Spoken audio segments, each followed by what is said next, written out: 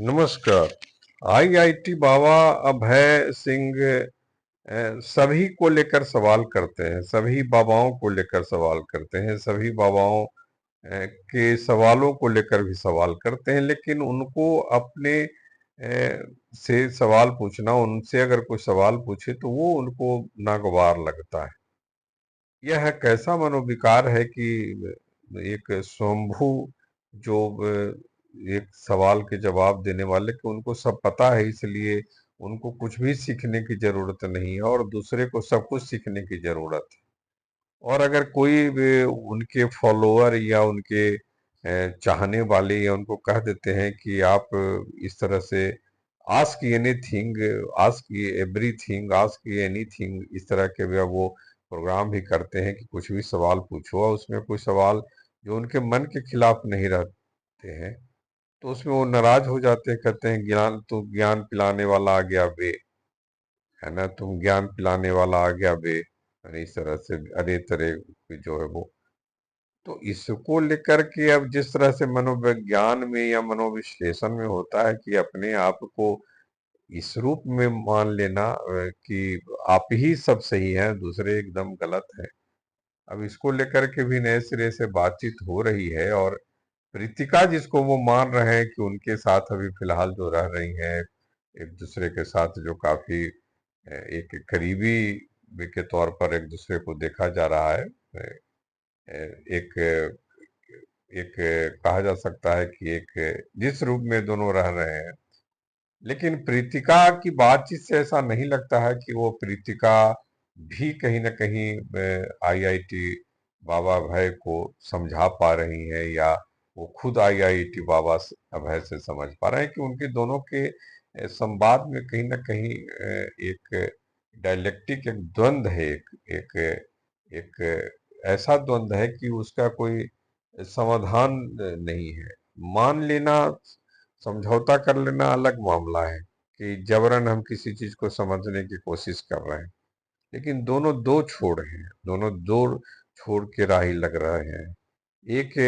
की समझ है जो है वो पॉजिटिव तो है प्रीतिका की, वहां समझने की एक भूख भी है, सीख भी है, जानने की भूख भी है, सीख भी है, लेकिन दूसरे तरफ जो है वो आईआईटी बाबा भाई जो है वो उनके पास उस तरह की कोई भूख नहीं, वो सब भूख मर गई है, वो सिर्फ गिवर हो गए हैं, वो सिर्फ दे सकते हैं, उनके पास सब एक्सेप्टर नाम की कोई चीज नहीं है, किसी दूसरे चीज को स्वीकार। इसीलिए जब वो उनकी बात करते हैं वो अपने आप में कल्कि भी है, वो अपने आप में शिवोहम शिवोहम भी हैं, वो महादेव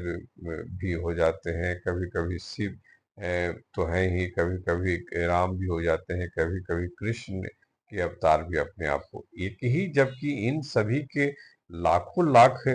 युग रहे हैं, लाखों लाख साल का समय काल रहा है, कितने अंतर रहे हैं इन सभी के समय काल में। आप सबको एकदम से कितनी मतलब मनोविकार की समझ हो गई है, मनोविकार कितना विकसित पनप गया है कि आप सब कुछ एक ही युग में, एक दशक भी नहीं, कुछ महीने में ही आप सब कुछ होने की बात कहते हैं, कोशिश कर रहे हैं, सबकी अलग अलग दुनिया को आप एक में मटिया मेट कर दे रहे हैं, मिला दे रहे हैं। ये इल्यूजन जो सुनते हैं, समझते हैं, जो मानते हैं, विश्वास करते हैं, वो मनोविकार, मनोविश्लेषण, साइकोलॉजिकल प्रोसेस के जो इल्यूजन्स होते हैं, साइकोलॉजिकल प्रोसेस के जो इल्यूजन्स होते हैं, वो साफ कहीं न कहीं आईआईटी बाबा की बातों से दिख रहा है। और प्रीतिका के भी जो सवाल होते हैं या प्रीतिका से जो वो सवाल आईआईटी बाबा कर रहे हैं, वो कहीं न कहीं उसमें काफी कंफ्यूजन है। और निश्चित तौर पर अब वो जिस तरह से एक एक एक कहा जा सकता है कि एक मन मिजाज में तनाशाही टाइप का एक डिक्टोरियल जो एटीट्यूड उनमें देखा जा रहा है, वो काफी से उससे लोग नाराज हो रहे हैं, उससे काफी उनके फॉलोअर नाराज हो रहे हैं और इस तरह के उनके जवाब से वो संतुष्ट नहीं है और उनकी टीका टिप्पणी में वो अपनी बात रखते भी हैं, वो कहीं किसी को उस रूप में पहले की तरह सेटिस्फाइड नहीं कर रहे हैं और उनके पास उसके कोई टूल्स भी नहीं है कि वो इस रूप में कर सके। हाँ, इतना जरूर कहते हैं कि तुम क्यों ज्ञान देने आ गया, पेलने आ गया वे, मने दूसरे को ज्ञान की उनकी कोई जरूरत नहीं है। मने वो इस तरह से, जबकि वो समय काल जो है वो टॉपिक रखते हैं, आस्क एनीथिंग, आस्क एनीथिंग, इस तरह से वो करते हैं, आंसर एवरीथिंग। तो अब जबकि इस तरह के प्रोग्राम रखते हैं तो सब अपनी कुछ सलाह भी देते हैं, कुछ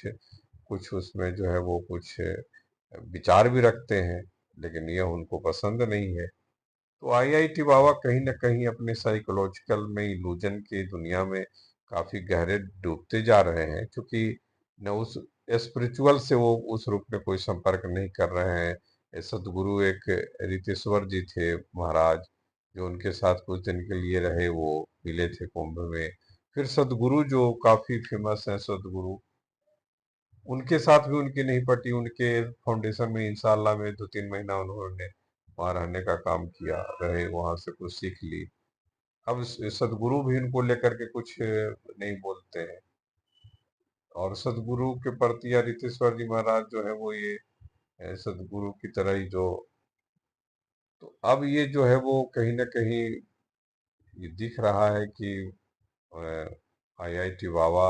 चाहे जो अपना दावा करें, उसमें उस रूप से अब काफी कुछ जो है फॉलोअर भी